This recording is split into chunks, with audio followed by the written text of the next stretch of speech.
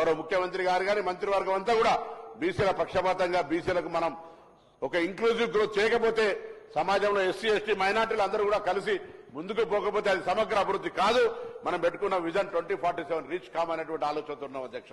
అందుకే నేను మీ ద్వారా ఇలా కోరుతా ఉన్నా, ఈ ప్రభుత్వం బలహీన వర్గాలకు సంబంధించి చెప్పినటువంటి విధంగా బేసిక్ గా ఇన్ఫ్రాస్ట్రక్చర్ కావచ్చు, ప్రైమరీ ఎడ్యుకేషన్ కావచ్చు, స్కూల్ ఎడ్యుకేషన్ కావచ్చు, మొత్తంగా తీసుకొని ముందుకు పోతా ఉన్నాం.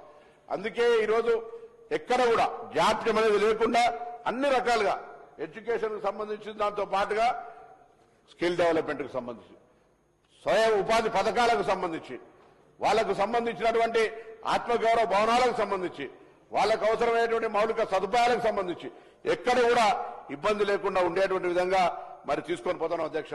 అందులో భాగంగానే గతంలో విదేశీ విద్యకు 300 సీట్లుండే, ఇలా మేము 700కు పెంచినామని గర్వంగా చెప్పుకోగలుగుతున్నాం. ఇంకా అవసరం ఉంది. ఈ రోజు మా ప్రభుత్వం అన్నిటికంటే ముఖ్యంగా ఒక సమగ్రంగా సర్వే నిర్వహించి 42% సంబంధించి ముందుకు పోయే ప్రయత్నం చేస్తున్నాం అధ్యక్ష. అసలు 42% కోర్టులో ఉన్నమాట తెలుసు, కానీ 50% కోటాకు ఈడబ్ల్యూఎస్ ఆటంకం కానప్పుడు బీసీల రిజర్వేషన్లు అందులో ఉన్న ఎంపైరికల్ డాటా ఉన్నట్టయితే, అనేక కోర్టు తీర్పుల్లో కూడా ఉంది, ఎంపైరికల్ డాటా ఉన్నట్టయితే తప్పకుండా వాళ్ళ రాష్ట్ర సమాచారం మేరకు ముందుకు పోవచ్చు అనేటువంటి ఆధారంగా ఇవాళ మేము యొక్క కార్యక్రమం తీసుకున్నాం అధ్యక్ష. రాష్ట్ర వ్యాప్తంగా సర్వేలు నిర్వహించడమే కాదు, రాష్ట్ర వ్యాప్తంగా అందుకు సంబంధించినటువంటి చట్టపరంగా చర్చ చేసి అన్ని రకాల కార్యక్రమాలను మేము తీసుకొని ముందుకు పోతాను. మొన్ననే జాజుల శ్రీనివాస్ గారు కొంత బీసీ నాయకులంతా కూడా ఢిల్లీలో ఒక ప్రోగ్రాం పెట్టొచ్చినారు అధ్యక్ష. మనం కూడా ఈ సభ ద్వారా కేంద్ర ప్రభుత్వము బలహీన వర్గాల కుల లెక్కలు చేస్తా అన్నప్పుడు హౌస్ లిస్టింగ్ లో కూడా పెట్టాలనేటువంటి డిమాండ్ మనం చేయాల్సిన అవసరం ఉంది అధ్యక్ష. అందుకు సంబంధించి సభ ద్వారా అందరం కూడా కలిసి మరి కులాలకు సంబంధించినటువంటి హౌస్ లిస్టింగ్ కూడా చేయమని చెప్పి సందర్భంగా కోరుతున్నాం అధ్యక్ష.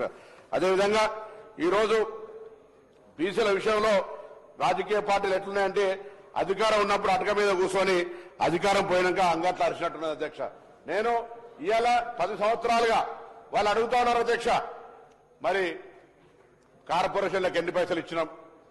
అయ్యా, కార్పొరేషన్లకు ఇచ్చిన పైసలు మీ లెక్క మా లెక్క తీస్తే వట్టిగా మీ యొక్క పూర్తిగా గత 10 సంవత్సరాల ప్రభుత్వం పలచనటువంటి పరిస్థితి వస్తుంది. అందుకే సహకారం అడిగిన కాబట్టి లెక్కల ద్వారా మిమ్మల్ని ఏదో కార్నర్ చేసేటువంటి ఆలోచన లేదు.